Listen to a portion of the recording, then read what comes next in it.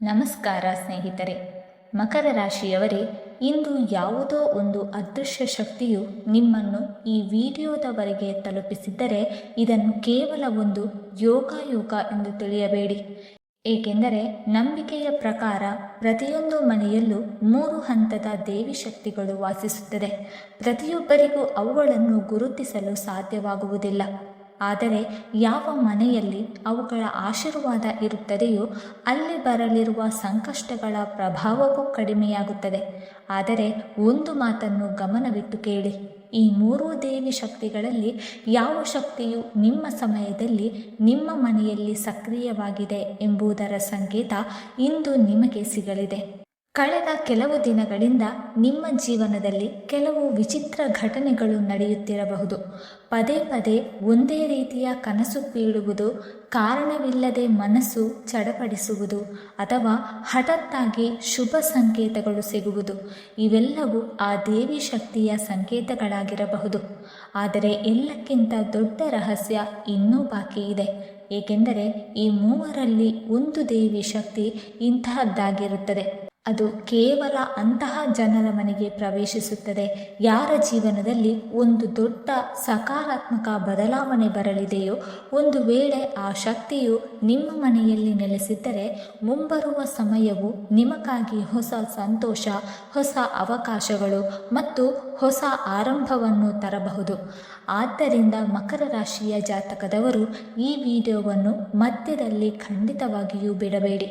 ಇದನ್ನು ಕೊನೆಯವರೆಗೂ ಅವಶ್ಯವಾಗಿ ನೋಡಿ. ಏಕೆಂದರೆ ಕೊನೆಯಲ್ಲಿ ನಾವು ನಿಮಗೆ ಆ ಪ್ರಮುಖ ಸಂದೇಶವನ್ನು ತಿಳಿಸುತ್ತೇವೆ.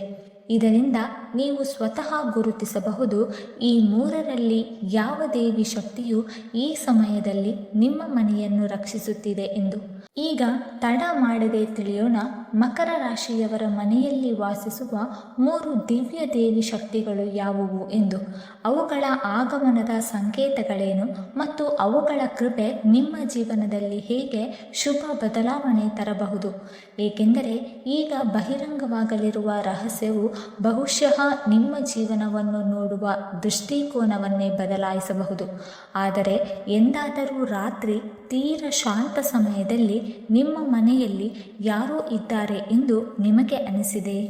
ಯಾರೋ ಒಬ್ಬರು ಕಣ್ಣಿಗೆ ಕಾಣಿಸದೆ ನಿಮ್ಮ ಚಿಂತೆಗಳನ್ನು ಕೇಳುತ್ತಿದ್ದಾರೆ ಅಥವಾ ಯಾವುದೇ ಕಾರಣವಿಲ್ಲದೆ ಮನಸ್ಸು ಹಠಾತ್ತಾಗಿ ಶಾಂತವಾಗುತ್ತದೆ ಎಂಬ ಅದೃಶ್ಯ ಉಪಸ್ಥಿತಿ ಅನುಭವವಾಗಿದೆಯೇ? ಹಾಗಿದ್ದರೆ ಈ ಮಾತನ್ನು ಕೇವಲ ಕಾಕತಾಳೀಯ ಎಂದು ತಿಳಿದು ಮುಂದೆ ಹೋಗಬೇಡಿ. ಏಕೆಂದರೆ ಕೆಲವು ಮನೆಗಳಲ್ಲಿ ಕಣ್ಣಿಗೆ ಕಾಣಿಸದ ಇಂತಹ 3 ದಿವ್ಯ ಶಕ್ತಿಗಳಿರುತ್ತದೆ. ಆದರೆ ಅವುಗಳ ಸಂಕೇತಗಳು ಜೀವನದಲ್ಲಿ ಪದೇ ಪದೇ ಅನುಭವಕ್ಕೆ ಬರುತ್ತದೆ.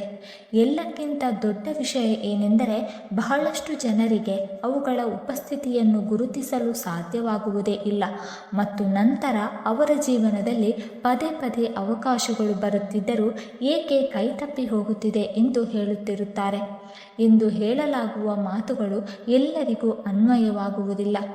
ಅದಕ್ಕಾಗಿ ಈ ವಿಡಿಯೋ ನಿಮ್ಮ ಮುಂದೆ ಬಂದಿದೆ. ಏಕೆಂದರೆ ನಿಮ್ಮ ಒಳಗೆ ಕಳೆದ ಕೆಲವು ಸಮಯದಿಂದ ಇಂತಹದೊಂದು ಪ್ರಶ್ನೆ ಓಡಾಡುತ್ತಿರಬಹುದು. ಅದಕ್ಕೆ ನಿಮಗೆ ಎಲ್ಲೂ ಉತ್ತರ ಸಿಕ್ಕಿರುವುದಿಲ್ಲ.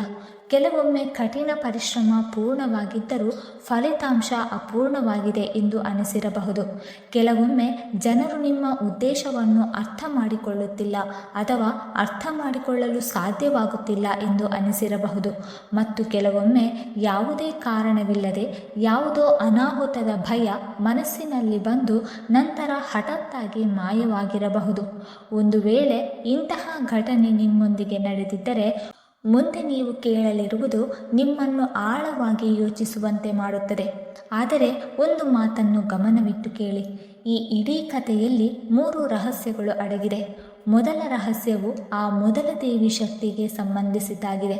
ಅದು ಯಾವುದೇ ಸದ್ದಿಲ್ಲದೆ ಮನೆಯನ್ನು ರಕ್ಷಿಸುತ್ತದೆ.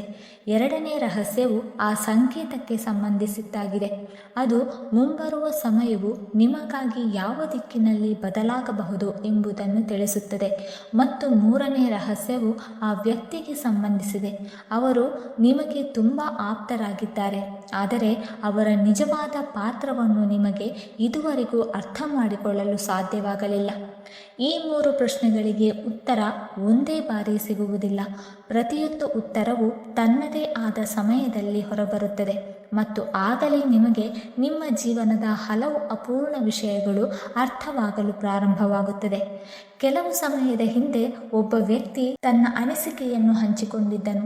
ಹಲವು ತಿಂಗಳುಗಳಿಂದ ತನ್ನ ಮನೆಯಲ್ಲಿ ವಿಚಿತ್ರ ಘಟನೆಗಳು ನಡೆಯುತ್ತಿದೆ ಎಂದು ಅವನು ಹೇಳಿದನು. ಕೆಲವೊಮ್ಮೆ ಯಾವುದೇ ಕಾರಣವಿಲ್ಲದೆ ದೀಪದ ಜ್ವಾಲೆ ತೀವ್ರಗೊಳ್ಳುತ್ತದೆ. ಕೆಲವೊಮ್ಮೆ ಬೆಳಿಗ್ಗೆ ಎದ್ದ ತಕ್ಷಣ ಮನಸ್ಸಿನಲ್ಲಿ ಒಂದು ಅರಿಯದ ಶಾಂತಿ ಅನುಭವಕ್ಕೆ ಬರುತ್ತಿತ್ತು. ಇನ್ನೂ ಕೆಲವೊಮ್ಮೆ ರಾತ್ರಿಯಲ್ಲಿ ಯಾರು ತನ್ನ ತಲೆಯ ಮೇಲೆ ಪ್ರೀತಿಯಿಂದ ಕೈ ಇಟ್ಟಂತೆ ಅನಿಸುತ್ತಿತ್ತು. ಮೊದಲಿಗೆ ಅವನು ಇವೆಲ್ಲವನ್ನು ಕೇವಲ ಕಲ್ಪನೆ ಎಂದು ತಿಳಿದುಕೊಂಡಿದ್ದನು. ಆದರೆ ನಿಧಾನವಾಗಿ ಅವನು ಆ ದಿನಗಳಲ್ಲಿ ತನಗೆ ಇಂತಹ ಅನುಭವವಾದಾಗ ತನ್ನ ಅತ್ಯಂತ ಕಠಿಣ ಕೆಲಸಗಳನ್ನು ಕೂಡ ಯಾವುದೋ ಒಂದು ರೀತಿಯಲ್ಲಿ ಪೂರ್ಣಗೊಳ್ಳುತ್ತಿದ್ದವು ಎಂಬುದನ್ನು ಮನಗಂಡನು. ಅವನು ಒಬ್ಬ ಹಿರಿಯ ಸಾಧಕರಲ್ಲಿ ಈ ಮಾತನ್ನು ಹೇಳಿದನು. ಸಾಧಕರು ಮುಗುಳ್ನಕ್ಕು ಹೇಳಿದರು, ಪ್ರತಿಯೊಂದು ಮನೆಯಲ್ಲೂ ಕೇವಲ ಗೋಡೆಗಳಷ್ಟೇ ಇರುವುದಿಲ್ಲ. ಕೆಲವು ಮನೆಯಲ್ಲಿ ಅದೃಶ್ಯ ಕೃಪೆಯೂ ಇರುತ್ತದೆ.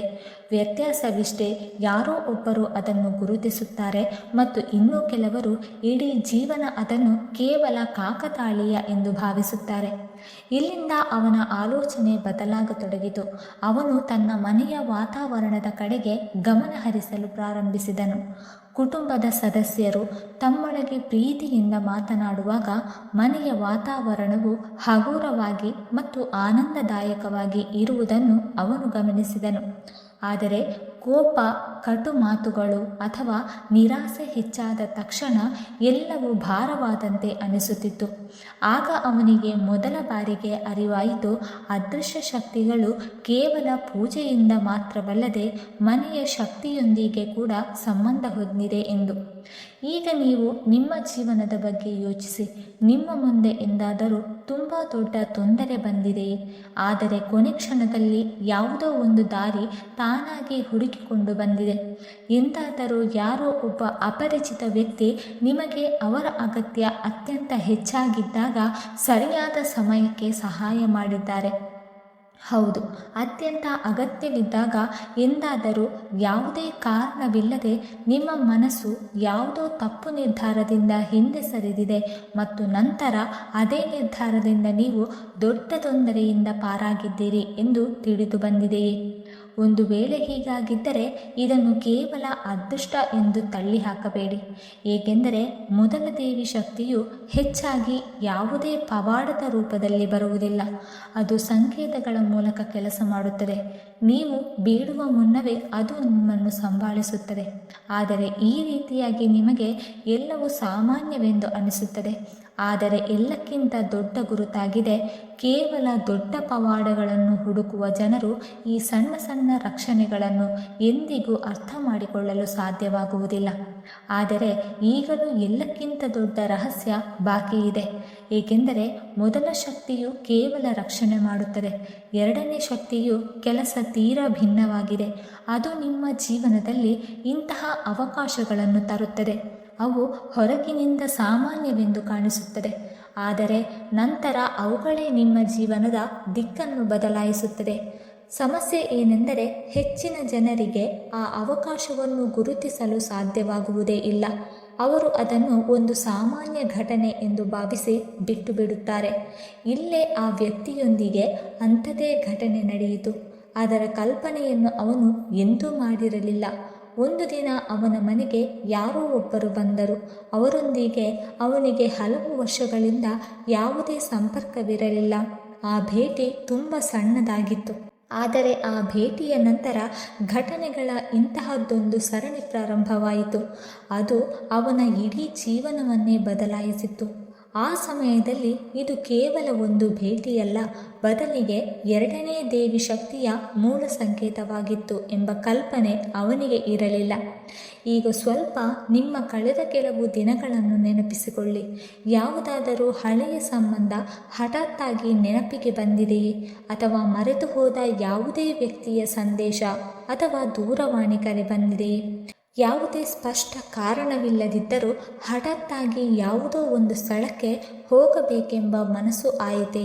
ಇಲ್ಲ, ಅಂಥದ್ದೇನೂ ಇರಲಿಲ್ಲ.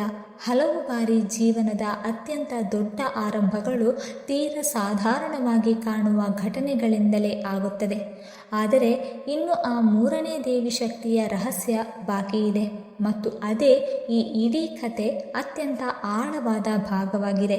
ಏಕೆಂದರೆ ಅದರ ಸಂಬಂಧ ಕೇವಲ ನಿಮ್ಮ ಮನೆಯೊಂದಿಗೆ ಮಾತ್ರವಲ್ಲ, ಬದಲಿಗೆ ಅದೃಶ್ಯ ಸತ್ಯದೊಂದಿಗೆ ಇದೆ. ಅದು ಕೇವಲ ಜನರಿಗೆ ಯಾವುದೇ ಕಾರಣವಿಲ್ಲದೆ ಪದೇ ಪದೇ ಹೇಗೆ ಪರೀಕ್ಷೆಗಳನ್ನು ನೀಡಬೇಕಾಗುತ್ತದೆ ಎಂಬುದನ್ನು ತಿಳಿಸುತ್ತದೆ, ಮತ್ತು ಕೊನೆಗೆ ಒಂದು ದಿನ ಅದೇ ಪರೀಕ್ಷೆಗಳು ಅವರಿಗೆ ಹೇಗೆ ಹೊರವಾಗುತ್ತದೆ ಎಂಬುದನ್ನು ವಿವರಿಸುತ್ತದೆ. ಇದೇ ರಹಸ್ಯ ಮುಂದೆ ಬಹಿರಂಗವಾಗಲಿದೆ. ಆ ವ್ಯಕ್ತಿ ಆ ಸಣ್ಣ ಪೀಠನ್ನು ಸಾಮಾನ್ಯವೆಂದು ಭಾವಿಸಿ ತನ್ನ ದೈನಂದಿನ ಕೆಲಸದಲ್ಲಿ ಮತ್ತೆ ತನ್ನನ್ನು ತಾನು ತೊಡಗಿಸಿಕೊಂಡನು. ಆದರೆ ಮುಂದಿನ ಕೆಲವು ದಿನಗಳಲ್ಲಿ ಅವನು ಅಂತಹದ್ದೊಂದು ವಿಷಯವನ್ನು ಅನುಭವಿಸಿದನು. ಅದನ್ನು ಅವನಿಗೆ ಪದಗಳಲ್ಲಿ ವಿವರಿಸಲು ಸಾಧ್ಯವಾಗುತ್ತಿರಲಿಲ್ಲ. ಮನೆ ಅದೇ ಆಗಿತ್ತು, ಜನರು ಅವರೇ ಆಗಿದ್ದರು, ದಿನಚರಿಯೇ ಅದೇ ಆಗಿತ್ತು.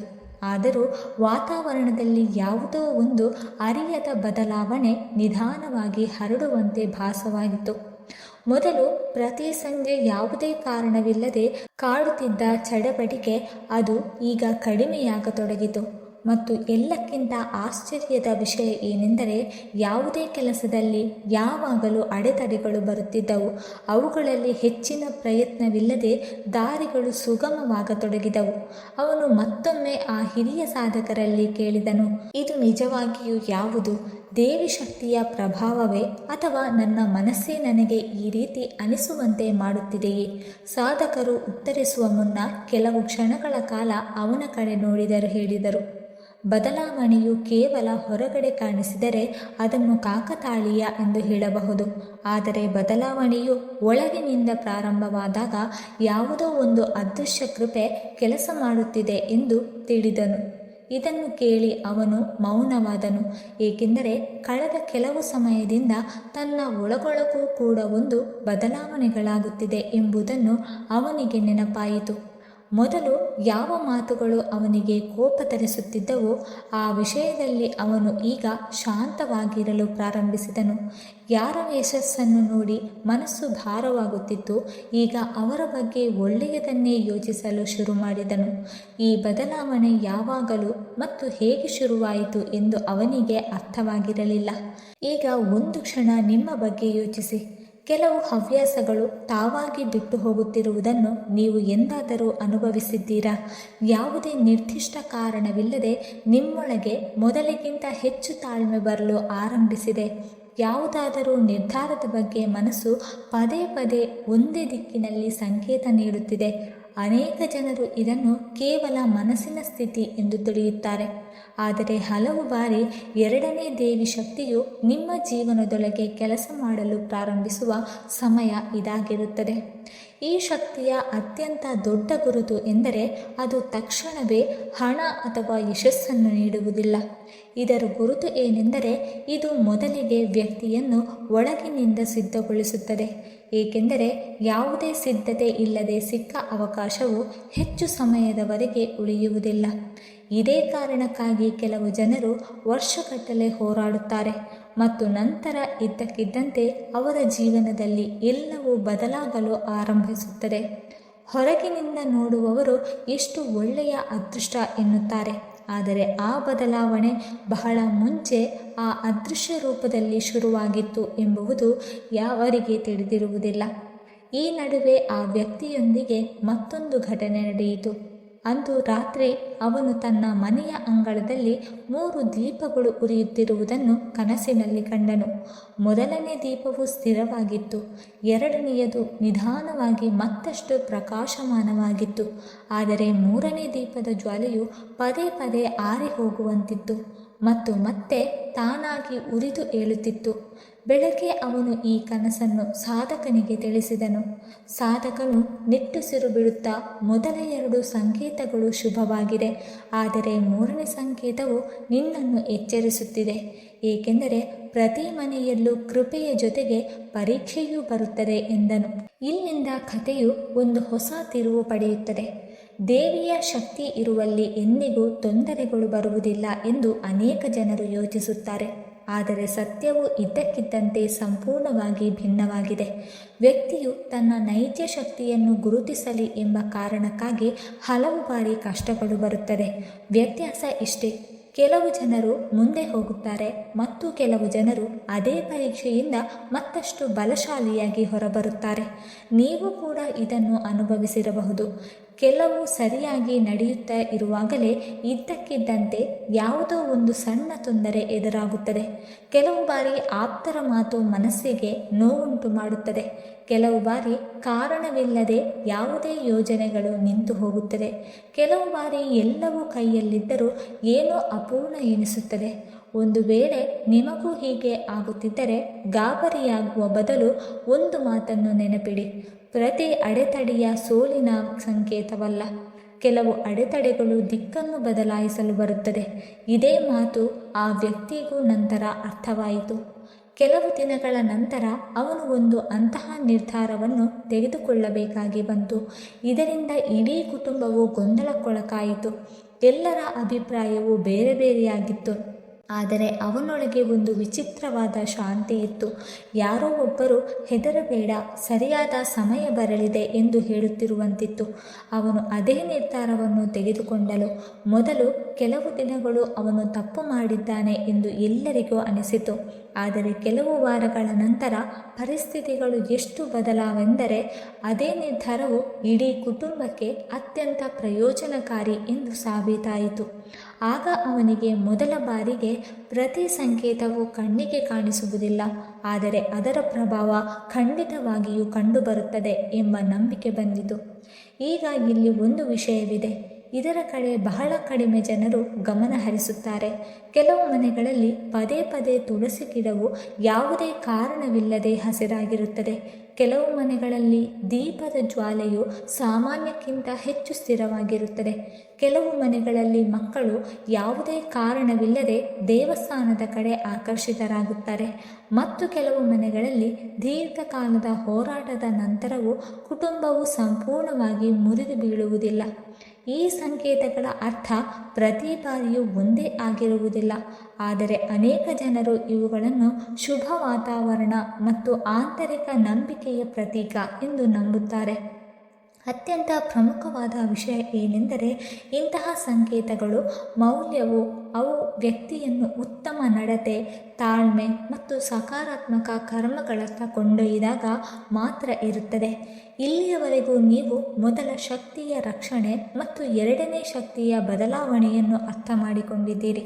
ಆದರೆ ಮೂರನೇ ಶಕ್ತಿಯ ಸ್ವರೂಪವು ಅತ್ಯಂತ ರಹಸ್ಯಮಯವಾಗಿದೆ, ಏಕೆಂದರೆ ಇದು ಕೇವಲ ಅವಕಾಶವನ್ನು ನೀಡುವುದಿಲ್ಲ, ಬದಲಿಗೆ ಯಾರು ನಿಮ್ಮೊಂದಿಗೆ ಪ್ರಾಮಾಣಿಕ ಮನಸ್ಸಿನಿಂದ ನಿಂತಿದ್ದಾರೆ ಮತ್ತು ಯಾರು ಕೇವಲ ಸಮಯದ ಒಡನಾಡಿ ಎಂಬುದನ್ನು ತೋರಿಸಿಕೊಡುತ್ತದೆ. ಇಲ್ಲಿಂದ ಈ ಕಥೆಯ ಅತ್ಯಂತ ಆಳವಾದ ರಹಸ್ಯವು ಆರಂಭವಾಗುತ್ತದೆ, ಏಕೆಂದರೆ ಆ ವ್ಯಕ್ತಿ ಜೀವನದಲ್ಲಿ ಶೀಘ್ರದಲ್ಲೇ ಒಂದು ಅಂತಹ ಘಟನೆ ನಡೆಯಲಿತ್ತು. ಅದು ಅವನ ಅತ್ಯಂತ ಆಪ್ತರ ಸಂಪೂರ್ಣವಾಗಿ ಹೊಸ ರೂಪದಲ್ಲಿ ನೋಡುವಂತೆ ಒತ್ತಾಯಿಸಿತು. ಮತ್ತು ಅದೇ ದಿನ ಅವನಿಗೆ ಮೊದಲ ಬಾರಿಗೆ ಅದೃಶ್ಯ ಕೃಪೆಯು ಕೇವಲ ಆಶೀರ್ವಾದವನ್ನು ಮಾತ್ರ ನೀಡುವುದಿಲ್ಲ, ಅದು ಆ ಸತ್ಯದ ಕನ್ನಡಿಯನ್ನು ಸಹ ತೋರಿಸುತ್ತದೆ ಎಂಬುದು ಅರ್ಥವಾಯಿತು. ಮುಂದೆ ಏನಾಗಲಿದೆ ಅದೇ ಈ ಇಡೀ ಕಥೆ ಅತ್ಯಂತ ಪ್ರಮುಖ ತಿರುವು. ಕೆಲವೇ ದಿನಗಳ ನಂತರ ಅವನು ಎಂದಿಗೂ ಮಾಸದ ಒಂದು ದಿನ ಬಂದಿತು. ಬೆಳಿಗ್ಗೆ ಎಲ್ಲವೂ ಸಂಪೂರ್ಣವಾಗಿ ಸಾಮಾನ್ಯವಾಗಿತ್ತು. ಮನೆಯಲ್ಲಿ ಅದೇ ಜನರಿದ್ದರು, ಅದೇ ಮಾತುಕತೆ ಇತ್ತು, ಅದೇ ದಿನಚರಿ ಇತ್ತು. ಆದರೆ ಸಂಜೆಯ ವೇಳೆಗೆ ಅವನಿಗೆ ವರ್ಷಗಳ ಹಳೆಯ ನಂಬಿಕೆಯನ್ನೇ ಬದಲಾಯಿಸುವಂತಹ ಸತ್ಯ ಒಂದು ಕಂಡುಬಂದಿತು. ಒಂದು ಸಣ್ಣ ಘಟನೆ ನಡೆಯಿತು. ಕುಟುಂಬದ ಮುಂದೆ ಒಂದು ಅಂತಹ ನಿರ್ಧಾರ ಬಂದಿತ್ತು. ಅದರಲ್ಲಿ ಯಾರೋ ಒಬ್ಬ ವ್ಯಕ್ತಿಗೆ ಸಾಥ್ ನೀಡುವುದು ಅಗತ್ಯವಾಗಿತ್ತು. ಆ ಸಮಯದಲ್ಲಿ ಅವನು ಕಂಡುಕೊಂಡಿದ್ದೇನೆಂದರೆ, ಅವನು ಯಾರನ್ನು ತನ್ನ ಅತ್ಯಂತ ದೊಡ್ಡ ಆಸರೆ ಎಂದು ನಂಬಿದ್ದನೋ ಅವರಲ್ಲಿ ಕೆಲವು ಜನರು ನಿಧಾನವಾಗಿ ಹಿಂದೆ ಸರಿಯಲು ತೊಡಗಿದರು. ಅದೇ ಸಮಯದಲ್ಲಿ ಯಾವ ವ್ಯಕ್ತಿಯಿಂದ ಅವನಿಗೆ ಎಂದಿಗೂ ಯಾವುದೇ ವಿಶೇಷ ನಿರೀಕ್ಷೆ ಇರಲಿಲ್ಲವೋ ಅವನು ಯಾವುದೇ ಸ್ವಾರ್ಥವಿಲ್ಲದೆ ಅವನೊಂದಿಗೆ ಬಂದು ನಿಂತನು. ಆ ರಾತ್ರಿ ಅವನು ಬಹಳ ಹೊತ್ತಿನವರೆಗೆ ಎಚ್ಚರವಾಗಿದ್ದನು. ಅವನ ಮನಸ್ಸಿನಲ್ಲಿ ಕೇವಲ ಒಂದೇ ಒಂದು ಪ್ರಶ್ನೆ ಇತ್ತು, ಇಷ್ಟು ವರ್ಷಗಳಿಂದ ನಾನು ಜನರನ್ನು ಗುರುತಿಸಲೇ ಇಲ್ಲವೇ? ಮರುದಿನ ಅವನು ಮತ್ತೆ ಅದೇ ಸಾಧಕನ ಬಳಿ ತಲುಪಿದನು. ಸಾಧಕನು ಅವನ ಕಣ್ಣುಗಳಲ್ಲಿದ್ದ ತಲ್ಲಣವನ್ನು ನೋಡಿ, ಈಗ ಮೂರನೇ ದೇವಿ ಶಕ್ತಿಯು ತನ್ನ ಕೆಲಸವನ್ನು ಪ್ರಾರಂಭಿಸಿದೆ ಎಂದನು. ಅವನು ಆಶ್ಚರ್ಯದಿಂದ ಹೇಳಿದನು, ಆದರೆ ನಾನು ಯಾವುದೇ ಪವಾಡವನ್ನು ನೋಡಲಿಲ್ಲವಲ್ಲ? ಸಾಧಕನು ಮುಗುಳ್ನಕ್ಕು ಹೇಳಿದನು, ಅತ್ಯಂತ ದೊಡ್ಡ ಪವಾಡವೆಂದರೆ ಚಿನ್ನದ ಮಳೆ ಸುರಿಸುವುದಲ್ಲ. ಅತ್ಯಂತ ದೊಡ್ಡ ಪವಾಡವೆಂದರೆ ಸತ್ಯವು ಯಾವುದೇ ಗದ್ದಲವಿಲ್ಲದೆ ನಿಮ್ಮ ಮುಂದೆ ಬಂದು ನಿಲ್ಲುವುದು. ಅವರ ಈ ಮಾತು ಅವನ ಮನಸ್ಸಿನ ಆಳಕ್ಕೆ ಇಳಿಯಿತು. ಈಗ ಒಂದು ಬಾರಿ ನಿಮ್ಮ ಜೀವನದ ಬಗ್ಗೆ ಯೋಚಿಸಿ. ಕಳೆದ ಕೆಲವು ತಿಂಗಳುಗಳಲ್ಲಿ ಕೆಲವು ಜನರು ಇದ್ದಕ್ಕಿದ್ದಂತೆ ನಿಮ್ಮಿಂದ ದೂರವಾದರೆ, ಯಾವುದೇ ವ್ಯಕ್ತಿಯು ನಿಮ್ಮ ಸಾಥ್ ಬಿಟ್ಟರೆ ಅದರಿಂದ ನೀವು ಹೀಗಾಗಬಹುದು ಎಂದು ಎಂದಿಗೂ ನೀವು ಯೋಚಿಸಿರಲಿಲ್ಲವೋ? ಮತ್ತು ಅದೇ ಸಮಯದಲ್ಲಿ ಯಾವುದೇ ಅಂತಹ ವ್ಯಕ್ತಿ ನಿಮ್ಮ ಜೀವನದಲ್ಲಿ ಬಂದರೆ ಯಾರು ಯಾವುದೇ ಲಾಭವಿಲ್ಲದೆ ನಿಮಗೆ ಸಾಥ್ ನೀಡಿದ್ದಾನೆ. ಒಂದು ವೇಳೆ ಹೀಗಾಗಿದ್ದರೆ ಅದನ್ನು ಕೇವಲ ಜನರ ಬದಲಾವಣೆ ಎಂದು ತಿಳಿಯಬೇಡಿ. ಹಲವು ಬಾರಿ ಜೀವನವು ನಿಮಗೆ ಮುಂದೆ ಯಾವ ಜನರೊಂದಿಗೆ ಪ್ರಯಾಣ ಮಾಡಬೇಕು ಮತ್ತು ಯಾರಿಲ್ಲದೆ ಸಾಗಬೇಕು ಎಂಬುದನ್ನು ತೋರಿಸುತ್ತದೆ. ಮೂರನೇ ದೇವಿ ಶಕ್ತಿಯ ಮೊದಲ ಸಂಕೇತ ಎಂದು ನಂಬಲಾಗಿದೆ. ಅದು ನಿಮ್ಮ ಜೀವನದಿಂದ ನಿಮ್ಮ ಬೆಳವಣಿಗೆಗೆ ಅಡ್ಡಿಯಾಗಿರುವ ಪ್ರತಿಯೊಂದು ವಸ್ತುವನ್ನು ನಿಧಾನವಾಗಿ ದೂರ ಮಾಡುತ್ತದೆ. ಈ ಪ್ರಕ್ರಿಯೆಯು ಕೆಲವು ಬಾರಿ ಕಷ್ಟಕರವಾಗಿ ಭಾಸವಾಗುತ್ತದೆ, ಏಕೆಂದರೆ ಬದಲಾವಣೆಯು ಯಾವಾಗಲೂ ಸಹಜವಾಗಿ ಅನಿಸುವುದಿಲ್ಲ. ಆದರೆ ನಂತರ ಹಿಂದೆ ತಿರುಗಿ ನೋಡಿದಾಗ ಅನೇಕ ಜನರಿಗೆ ಈ ಬದಲಾವಣೆ ತಮಗೆ ಅಗತ್ಯವಾಗಿತ್ತು ಎಂಬ ಅರಿವಾಗುತ್ತದೆ. ಆ ವ್ಯಕ್ತಿಯೊಂದಿಗೆ ಇದೇ ಆಯಿತು. ಮೊದಲಿಗೆ ಅವನಿಗೆ ತನ್ನ ಜೀವನದಲ್ಲಿ ಎಲ್ಲವೂ ಮುರಿದು ಬೀಳುತ್ತಿದೆ ಎಂದನಿಸಿತು.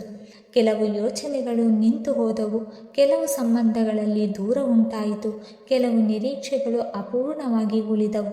ಆದರೆ ಸುಮಾರು 40 ದಿನಗಳ ನಂತರ ಅವನು ಕಂಡುಕೊಂಡಿದ್ದೇನೆಂದರೆ, ಯಾವ ದಾರಿಗಳು ಮುಚ್ಚಿ ಹೋದವು ಎಂದು ಅವನು ದುಃಖಿತನಾಗಿದ್ದನೋ ಅವುಗಳ ಕಾರಣದಿಂದಲೇ ಅವನು ಮುಂದೆ ಒಂದು ಹೊಸ ಮಾರ್ಗವನ್ನು ತೆರೆದುಕೊಂಡನು. ಒಂದು ವೇಳೆ ಹಳೆಯ ಪರಿಸ್ಥಿತಿಗಳೇ ಮುಂದುವರೆದಿದ್ದರೆ ಅವನು ಆ ಹೊಸ ಅವಕಾಶದವರೆಗೆ ಎಂದಿಗೂ ತಲುಪಲು ಸಾಧ್ಯವಾಗುತ್ತಿರಲಿಲ್ಲ. ಅದೇ ದಿನ ಸಾಧಕರು ಅವನಿಗೆ ಒಂದು ಮಾತನ್ನು ಹೇಳಿದರು. ಅದನ್ನು ಇಂದು ನೀವು ಕೇಳಲೇಬೇಕು. ಅವರು ಹೇಳಿದರು, ಯಾವಾಗ ಮನೆಯಲ್ಲಿ 3 ದೇವಿ ಶಕ್ತಿಗಳ ಸಮತೋಲನವು ಇರುತ್ತದೆಯೋ ಆಗ ಜೀವನದಲ್ಲಿ ಎದುರಾಗುವ ಪ್ರತಿಯೊಂದು ವಿಳಂಬವು ಶಿಕ್ಷೆಯಾಗಿರುವುದಿಲ್ಲ. ಹಲವು ಬಾರಿ ಅದು ಸಿದ್ಧತೆಯಾಗಿರುತ್ತದೆ. ಇದನ್ನು ಕೇಳಿ ಅವನು ದೀರ್ಘಕಾಲದವರೆಗೆ ಮೌನವಾಗಿದ್ದನು, ಏಕೆಂದರೆ ಅವನಿಗೆ ತನ್ನ ಜೀವನದ ಅನೇಕ ಘಟನೆಗಳು ನೆನಪಾಗತೊಡಗಿದವು.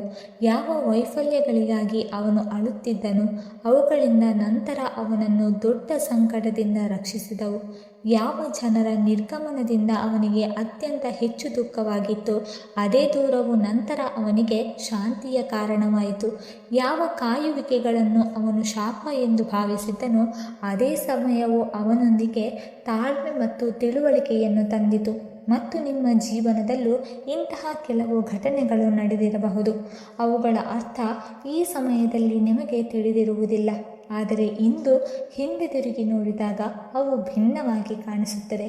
ಇಲ್ಲಿಂದಲೇ ಇಡೀ ಕಥೆ ಅತ್ಯಂತ ಪ್ರಮುಖ ಭಾಗವು ಆರಂಭವಾಗುತ್ತದೆ, ಏಕೆಂದರೆ ಈಗ ಪ್ರಶ್ನೆಯು ಆ 3 ದೇವಿ ಶಕ್ತಿಗಳು ಎಲ್ಲಿವೆ ಎಂಬುದಲ್ಲ. ಪ್ರಶ್ನೆ ಏನೆಂದರೆ, ಅವುಗಳ ಸಂಕೇತಗಳು ನಿಮ್ಮ ಮನೆಯಲ್ಲೂ ಕಾಣಿಸುತ್ತಿವೆಯೇ? ಒಂದು ವೇಳೆ ನಿಮ್ಮ ಮನೆಯಲ್ಲಿ ಯಾವುದೇ ಕಾರಣವಿಲ್ಲದೆ ಕಲಹಗಳು ಕಡಿಮೆಯಾಗಲು ತೊಡಗಿದ್ದರೆ, ಒಂದು ವೇಳೆ ದೀರ್ಘಕಾಲದ ನಂತರ ಕುಟುಂಬದಲ್ಲಿ ಮಾತುಕತೆ ಹೆಚ್ಚಾಗುತ್ತಿದ್ದರೆ, ಒಂದು ವೇಳೆ ಯಾವುದೇ ಕಷ್ಟದ ಪರಿಸ್ಥಿತಿಯ ನಡುವೆ ಮನಸ್ಸು ಸಂಪೂರ್ಣವಾಗಿ ಮುರಿದು ಹೋಗದೇ ಇದ್ದರೆ, ಒಂದು ವೇಳೆ ಪದೇ ಪದೇ ಒಳಗಿನಿಂದ ಸರಿಯಾದ ದಾರಿಯನ್ನು ಆಯ್ಕೆ ಮಾಡುವ ಪ್ರೇರಣೆ ಸಿಗುತ್ತಿದ್ದರೆ, ಅನೇಕ ಜನರು ಇದನ್ನು ಶುಭ ಬದಲಾವಣೆಯ ಸಂಕೇತ ಎಂದು ನಂಬುತ್ತಾರೆ. ಇದು ಭವಿಷ್ಯದ ಗ್ಯಾರಂಟಿಯಲ್ಲ, ಬದಲಿಗೆ ಒಬ್ಬ ವ್ಯಕ್ತಿ ತನ್ನ ಕರ್ಮ ಮತ್ತು ನಡವಳಿಕೆ ಮತ್ತು ತನ್ನ ನಂಬಿಕೆಯನ್ನು ಮತ್ತಷ್ಟು ಬಲಪಡಿಸಿಕೊಳ್ಳಲು ಪ್ರೇರಣೆ ನೀಡುವ ಒಂದು ಅವಕಾಶವಾಗಿದೆ. ಆದರೆ ಈಗಲೂ ಒಂದು ಕೊನೆಯ ರಹಸ್ಯ ಬಾಕಿ ಉಳಿದಿದೆ. ಆ ರಹಸ್ಯವು ಯಾವುದೇ ಪವಾಡದ್ದಲ್ಲ, ಯಾವುದೇ ಭಯದ್ದಲ್ಲ, ಬದಲಿಗೆ ಆ ಸತ್ಯದ್ದಾಗಿದೆ.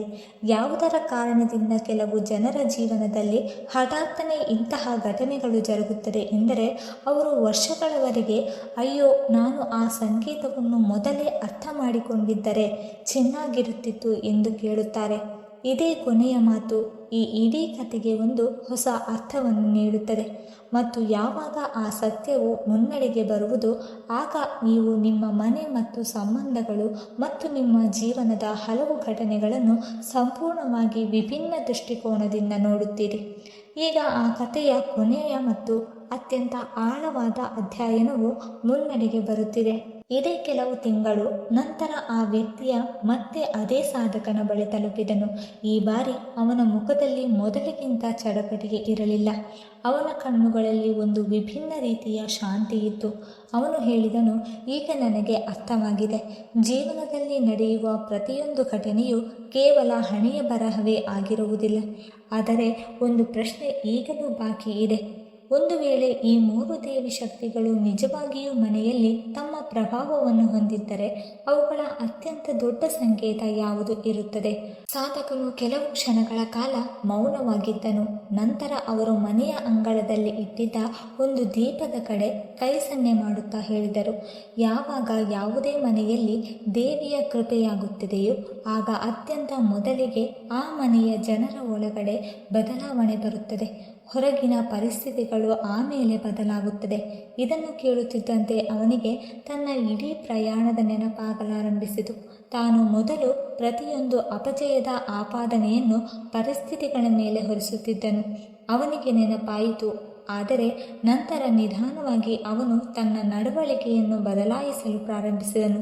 ಅವನು ಕಟು ಮಾತುಗಳ ಬದಲಿಗೆ ಸಂಯಮವನ್ನು ಆರಿಸಿಕೊಂಡನು, ದೂರುಗಳ ಬದಲಿಗೆ ಪ್ರಯತ್ನವನ್ನು ಆರಿಸಿಕೊಂಡನು ಮತ್ತು ನಿಧಾನವಾಗಿ ಅವನ ಸುತ್ತಮುತ್ತಲಿನ ವಾತಾವರಣವು ಬದಲಾಗತೊಡಗಿತು. ಆಗ ಸಾಧಕರು ಹೇಳಿದರು, ಜನರು ಹೆಚ್ಚಾಗಿ ಕೇಳುತ್ತಾರೆ, ದೇವಿ ಶಕ್ತಿಯ ಪವಾಡ ಯಾವಾಗ ನಡೆಯುತ್ತಿದೆ ಎಂದು. ಆದರೆ ಅವರು ಇದನ್ನು ನೋಡುವುದಿಲ್ಲ. ಅತ್ಯಂತ ದೊಡ್ಡ ಪವಾಡವೆಂದರೆ ಮನಸ್ಸಿನಲ್ಲಿ ನಿರಾಶೆಯ ಬದಲಿಗೆ ಆಶಾವಾದ ಮೂಡುವುದು, ಭಯದ ಬದಲಿಗೆ ಧೈರ್ಯ ಬರುವುದು ಮತ್ತು ಭ್ರಮೆಯ ಬದಲಿಗೆ ಸ್ಪಷ್ಟತೆ ಬರುವುದು. ಈಗ ಒಂದು ಕ್ಷಣ ನಿಮಗೆ ಆ ಪ್ರಶ್ನೆಯನ್ನು ಕೇಳಿಕೊಳ್ಳಿ. ಕಳೆದ ಕೆಲವು ಸಮಯದಲ್ಲಿ ನೀವು ನಿಮ್ಮ ಒಳಗಡೆ ಇಂತಹ ಯಾವುದೇ ಬದಲಾವಣೆಯನ್ನು ಅನುಭವಿಸಿದ್ದೀರಾ? ಮೊದಲು ಎಂದು ಆಗಿರಲಿಲ್ಲವೇ? ಈಗ ಸಣ್ಣ ಪುಟ್ಟ ವಿಷಯಗಳಿಗೆ ಅಷ್ಟೊಂದು ಕೋಪ ಬರುವುದಿಲ್ಲವೇ? ಕಷ್ಟದ ಸಮಯದಲ್ಲಿ ಎಲ್ಲವೂ ಸರಿಯಾಗುತ್ತದೆ ಎಂಬ ನಂಬಿಕೆ ಮನಸ್ಸಿನೊಳಗಡೆ ಎಲ್ಲೋ ಒಂದು ಕಡೆ ಉಳಿಯುತ್ತಿರುತ್ತದೆ. ಯಾವುದೇ ನಿರ್ಧಾರವನ್ನು ತೆಗೆದುಕೊಳ್ಳುವಾಗ ಮನಸ್ಸು ಪದೇ ಪದೇ ಸರಿಯಾದ ದಿಕ್ಕಿನತ್ತ ಸಂಕೇತ ನೀಡುತ್ತದೆ ಎಂದು ಎಂದಾದರೂ ಅನಿಸಿದೆಯೇ? ಒಂದು ವೇಳೆ ಹಾಗಿದ್ದಲ್ಲಿ ಇದನ್ನು ಕೇವಲ ಕಾಕತಾಳೀಯ ಎಂದು ಭಾವಿಸಬೇಡಿ.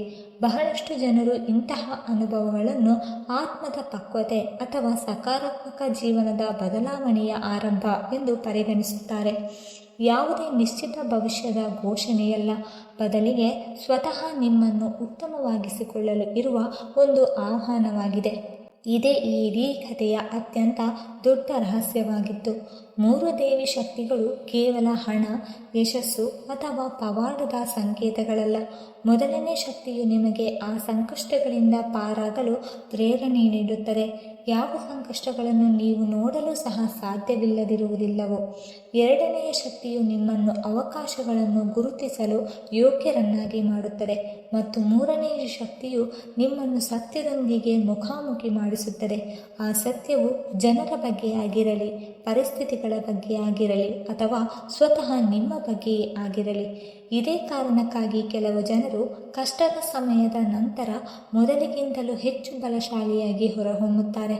ಅವರು ಹೇಳುತ್ತಾರೆ, ಹಣೆಬರಹ ಬದಲಾಯಿತು ಎಂದು. ಆದರೆ ವಾಸ್ತವದಲ್ಲಿ ಬದಲಾಗಿರುವುದು ಅವರ ದೃಷ್ಟಿಕೋನ, ಅವರ ತಾಳ್ಮೆ ಮತ್ತು ಅವರ ಕರ್ಮವನ್ನು ಮಾಡುವ ಶೈಲಿ. ವೀಕ್ಷಕರೇ, ಈ ಮಾಹಿತಿ ನಿಮಗೆ ಇಷ್ಟವಾಗಿದ್ದರೆ ದಯವಿಟ್ಟು ಲೈಕ್ ಮಾಡಿ, ಶೇರ್ ಮಾಡಿ ಮತ್ತು ಕಮೆಂಟ್ ಮಾಡಿ. ಹಾಗೆ ಮುಂದಿನ ವೀಡಿಯೋಸ್ಗಳಿಗಾಗಿ ನಮ್ಮ ಚಾನಲನ್ನು ಸಬ್ಸ್ಕ್ರೈಬ್ ಮಾಡಿಕೊಳ್ಳಿ. ಧನ್ಯವಾದಗಳು.